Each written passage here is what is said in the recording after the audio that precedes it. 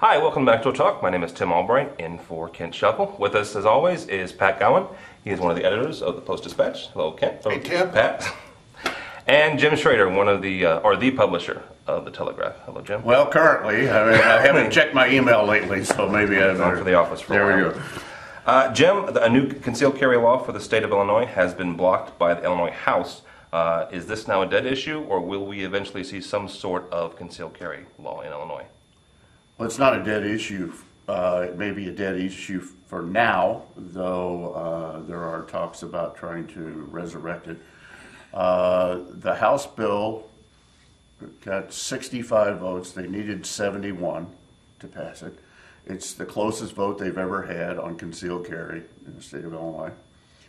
I think supporters, including Representative Dan Beiser, thought that they had the 71 votes necessary, and then Governor Quinn came out on Tuesday before the vote and basically drew a line in the sand and said that he would veto it should it ever pass through, and kind of pulled some strings of some of the legislators, predominantly up north.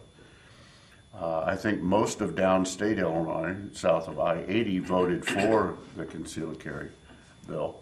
There were a few in the Chicago area, especially after the Supreme Court decision that said that city of Chicago could not block someone from owning a gun in the city limits. Even a few of the diehard legislators in Cook County were ready to support this bill. Then when the governor came out and said, I'm willing to fight about this, I think a few strings got pulled here and there, so it fell 6 votes short. The state of Illinois is now the only state that has no legislation in place for private citizens to carry firearms. Wisconsin was the second to last, and effective January of this year, they passed what is called open carry, which means that you can walk around in Wisconsin with a holster on your belt with a firearm in it, but it has to be displayed. You can't hide it behind a jacket. It has to be in plain sight for everyone to see, which is actually kind of radical in most states. Most states do allow the concealed carry. So Illinois now stands alone here. As we've talked about on this program before, I am a handgunner. I am a sportsman. I think the legislation will eventually pass. I don't understand the argument that if we pass concealed carry legislation, we will be Dodge City all over again. That hasn't happened in the 48 states where concealed carry is allowed. I mean, even California, for heaven's sakes, allows concealed carry with the proper training and the proper paperwork. It hasn't happened in the states where that's allowed.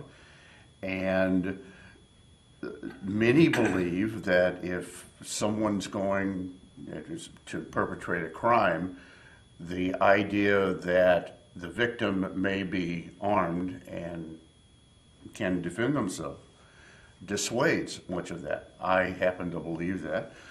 Though even if I had a concealed carry permit, I don't think that I would carry all the time. Most people don't.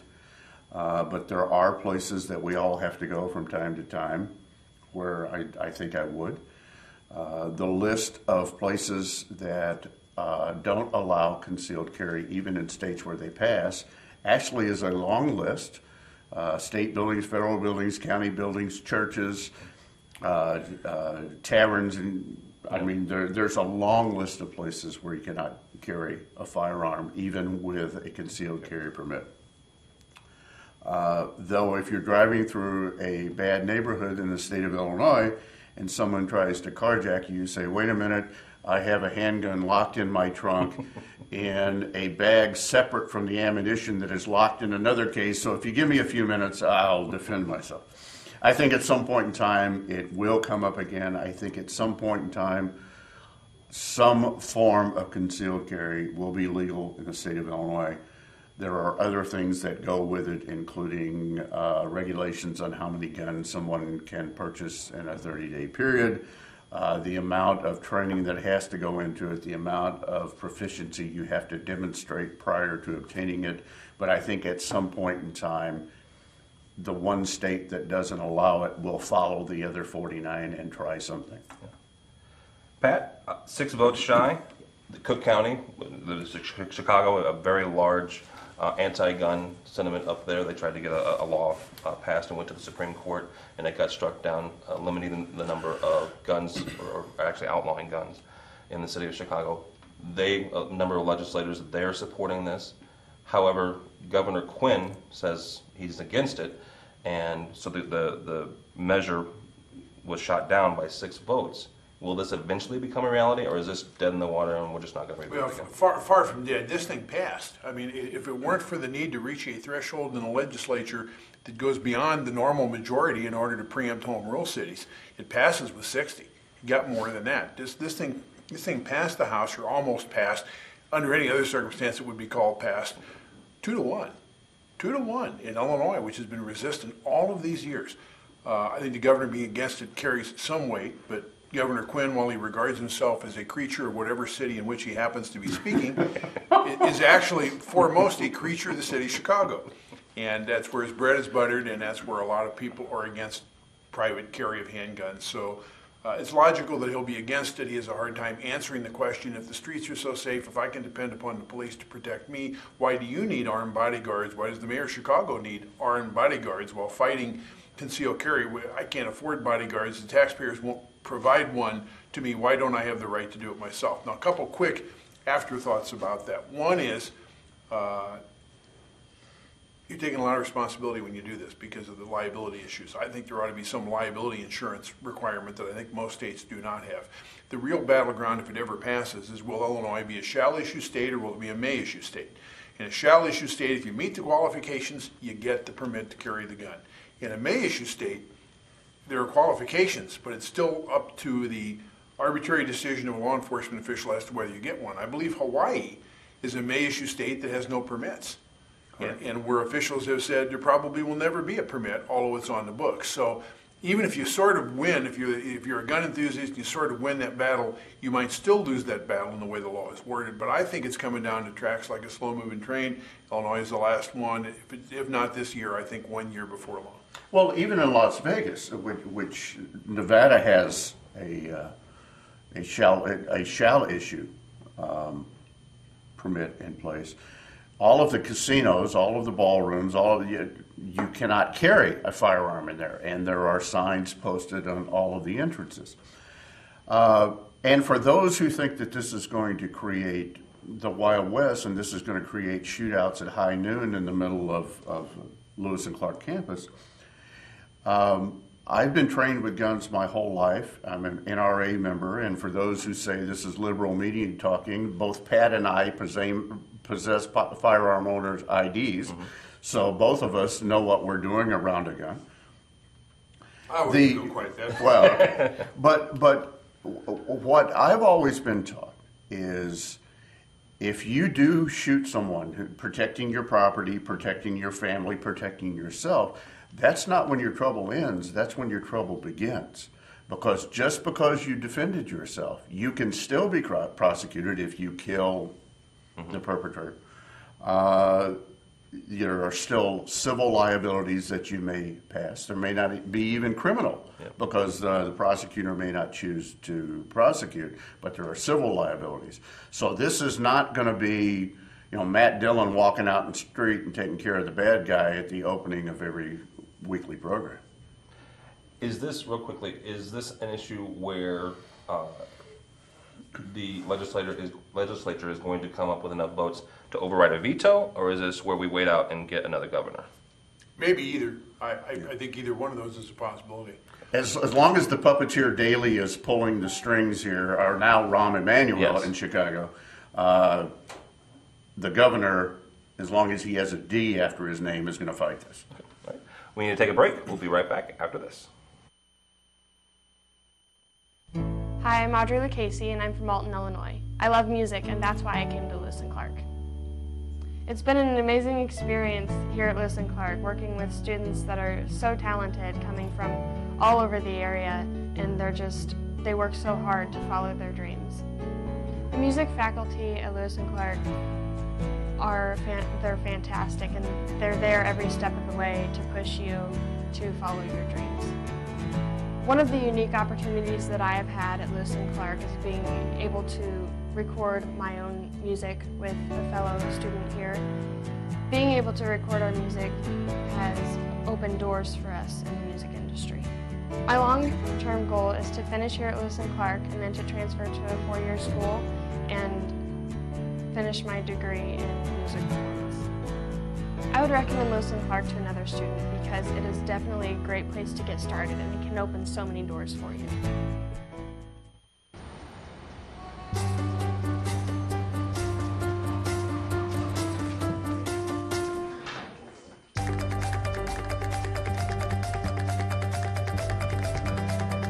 Big dreams and good grades aren't enough to get into college. There are actual steps you need to take. Finding someone who can help is the first and most important. For the next steps, go to knowhowtogo.org.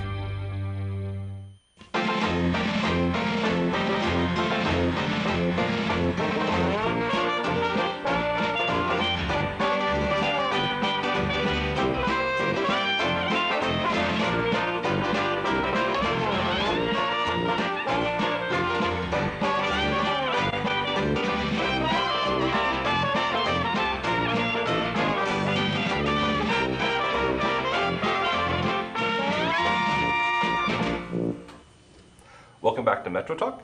The House has, back to Springfield, the House has also blocked a medical marijuana legislation. Pat, will another bill to legalize the use of medical marijuana be introduced, or is this another dead issue? Well, you know, at least the concealed carry thing got a majority vote. This did not. 53-61, needed 60, 7 votes short, but the same number short. Yeah. This one mystifies me. We've talked about it on the show before.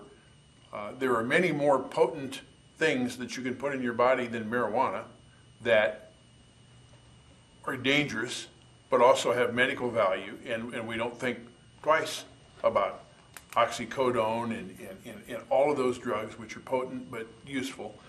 This seems to be a much less potent drug but probably equally useful, at least according to medical experts who say it alleviates the pain of people in certain circumstances. So I am mystified about where the opposition, where a logical opposition to this proposal comes from. I'm not a marijuana smoker, and I don't have a condition where it would be of any bad benefit to me, or I have no dog in the hunt. I have no one I know of in my orbit that could use medical marijuana, but I just don't understand why we allow some medicines readily available to be used by prescription and not others. And I've not yet heard a reasonable explanation of this. Jim, medical marijuana, is it dead? I talked to Representative Beiser about this, who did vote against the legalization of medical marijuana. His indication was there's a couple of strong lobby groups. One is law enforcement, interestingly is enough, because, and I'm not talking about local law enforcement necessarily, but law enforcement hasn't done a real good job of controlling the distribution of marijuana on the street or the growth of marijuana in your backyard or interspersed with your corn.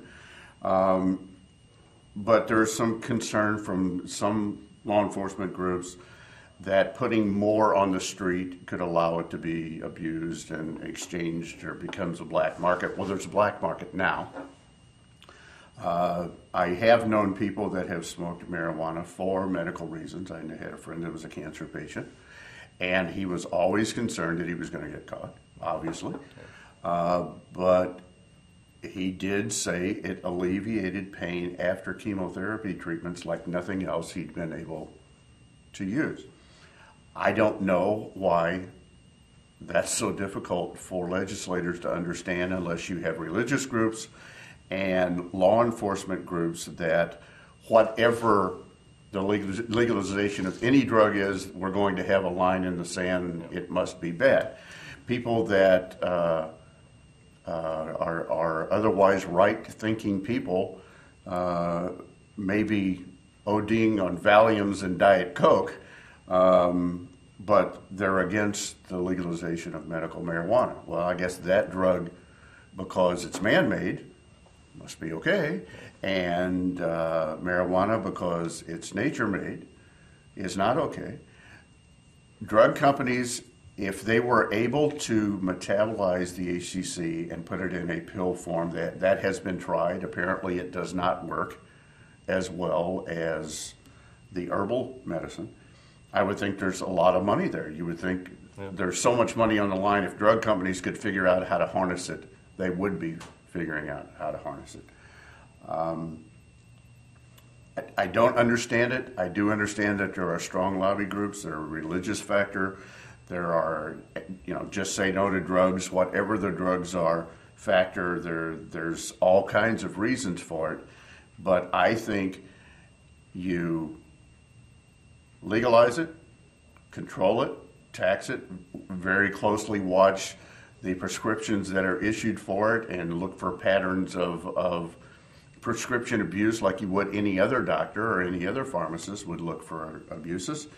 And for those people that need it, then they have an outlet and they don't have to feel like a common street criminal or have to be a street criminal to get the drug that they need. I'd like to say, by the way, that you'll get my Diet Coke when you pry the can from my cold dead hand.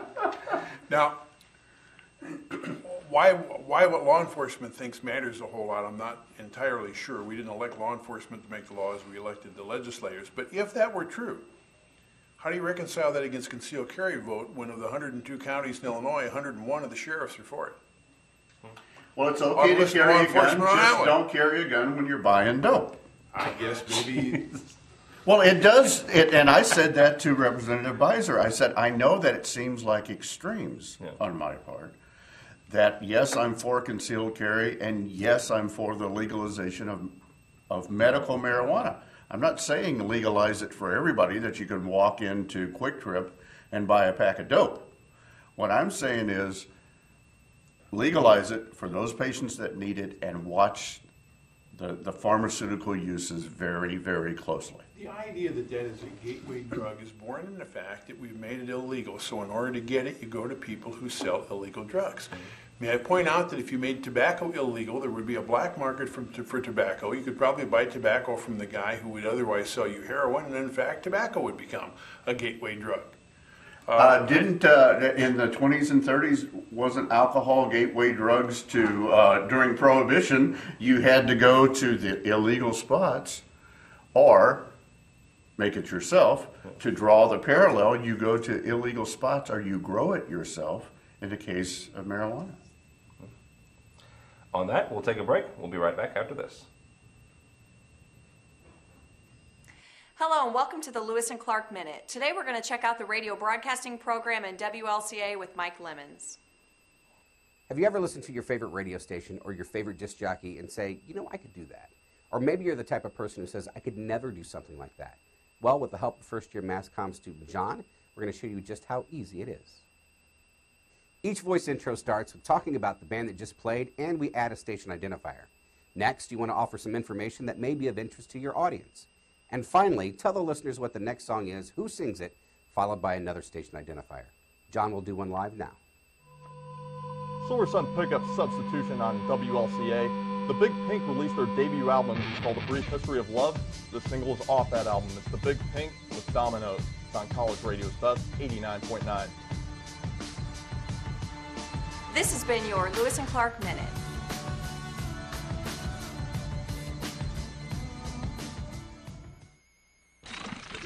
What's that? I don't know. Something I kind of made. Ooh, what's it do? What do I do? Well, thanks for asking. I ring my bell and I like to dance. What do I do? Well, thanks for asking. Ow! Yeah, it still needs a little work. Anything's possible. Keep thinking. Get started on your own inventions or just play some games at inventnow.org. Sounds like you could use some Van Gogurt. It's fortified with arch-rich nutrients to improve your math and reading skills. Catch! Van Gogurt.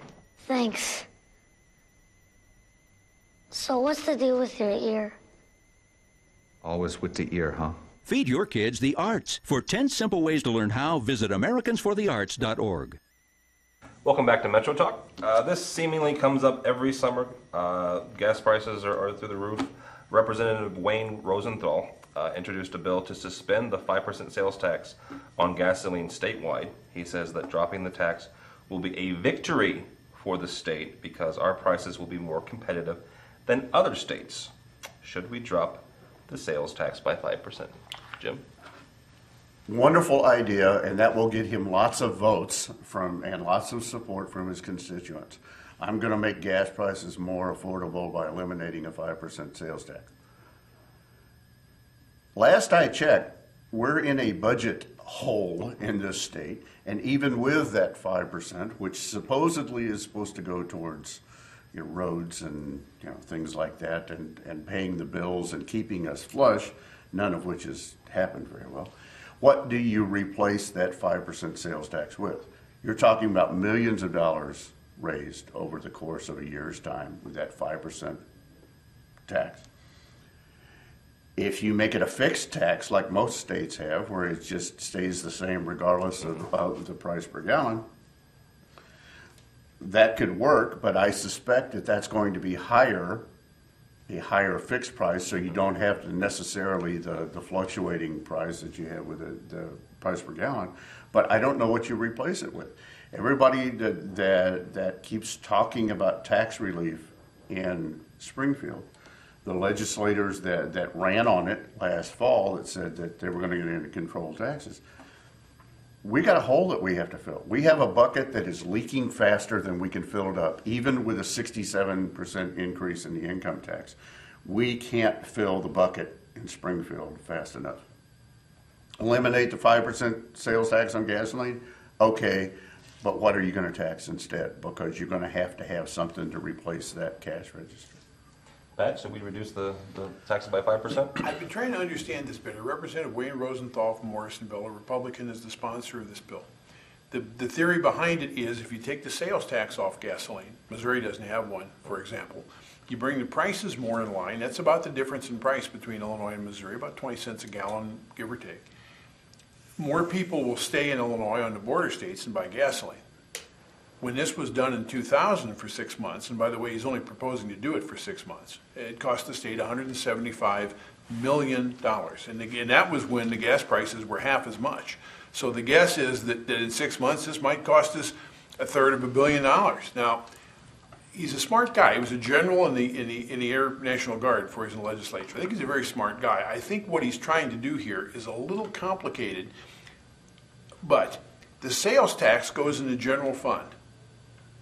The per gallon charge for motor fuel tax goes to the road fund. If you can sell more gallons of gas with this, and you might be able to do that, you will put more money in the road fund than the road fund was getting before, at the expense of the money that was going in the general fund. So it's almost like shifting money taking money out of the general fund and shifting some of it to the road fund. He's not explained that very well. They're just inklings of this from what I've read. And I'm not sure exactly what the purpose of that is, because while they're different pots, it would be almost certainly a net loss to the taxpayers of Illinois. So I still don't fully grasp it, but I do understand that distinction, and for some reason, he seems to regard that distinction as important. People are going to look at the bottom line number and throw up their hands. This thing is never going to pass in the legislature. Well, and that thought process works. I mean, that thought process has come up in the case of cigarettes, which has a much higher tax than Missouri. Alcohol has a much higher tax than Missouri. We can go through the whole list there. That works in the border states. But if you're in Peoria and you save 5 cents or 5%, save that sales tax, that's wonderful, but you probably weren't going to drive to Evansville to fill up if you live in Peoria. Yes. So maybe we exempt the border states. Yes, there's a whole lot of people that drive across the Clark Bridge every day, either just purposely or because they work in Missouri, that fill up in Missouri on a regular basis. Is Belleville in the border territory? Or Edwardsville? That's right. Where do you draw that line? For them, the chances are pretty good, depending on the mileage they get, that if they drive to the nearest point in Missouri to buy gasoline, they will lose money on the gas they spend. If they're going anyway, it's an economical thing to do. But if you make the trip for that purpose, you probably don't have enough return to make it worth doing. So I'm not really sure how many people would be affected by it anyway. I think in the Alton area, just because of the proximity, there are a whole lot of people that drive across the bridge and take the first or the second left and buy cartons of cigarettes and gallons of gasoline. And I think that happens because we can stand and look at it from the Telegraph building and watch the cars that do it. It presumably would be true from Grant City, St. Louis, Cahokia, down Columbia area, but if you get very far away from the bridge or very far toward the east from the river, it's probably not going to matter anyway. So it's not worth it for all these little towns and municipalities that dot the territorial line between Iowa, Indiana, Michigan, and Missouri and Kentucky to even consider this. I think probably not. If you were in Belleville, I think few enough people would drive that distance to fill up in Missouri for the price advantage that it probably wouldn't make you much difference at all, except you're losing the sales tax on the gasoline. Well, if you take the Clark Bridge out of the mix, which does have 3 gas stations, the first 2 left turns off of 67, or the last 2 stops coming back, if you look at it that way, that is an easy stop. If you're in Granite City and you go across 270, it's still several miles to the first gas station if you cross Chain of Rocks. If you cross McKinley Bridge, the first one is an Amoco station there on the corner. At Hyde Park, if you go across the Poplar Street, it's several miles before you get to a gas station. And the same way with Columbia with the JB Bridge. Yep. When you come across, the first gas station, I would guess, is on Lindbergh, probably. Just thinking that through in my head, that's the first one that I can remember. So those are pretty good drives. Telegraph Road right over 255. Yeah. So, if you eliminate it for the whole state, that's a big chunk of money that we'll never recognize, or I don't see recognizing anywhere else. Okay, next story. Follow me on this one, guys. Some people lobbyists from AB InBev are pushing for a change in the distributorship laws for Illinois. Currently, brewers based outside of Illinois are required to use distributors, while craft brewers inside the state can sell directly to retailers. Bottom line is, should major retailers be able to sell directly to retailers, or should they be constrained to using the distributorship system?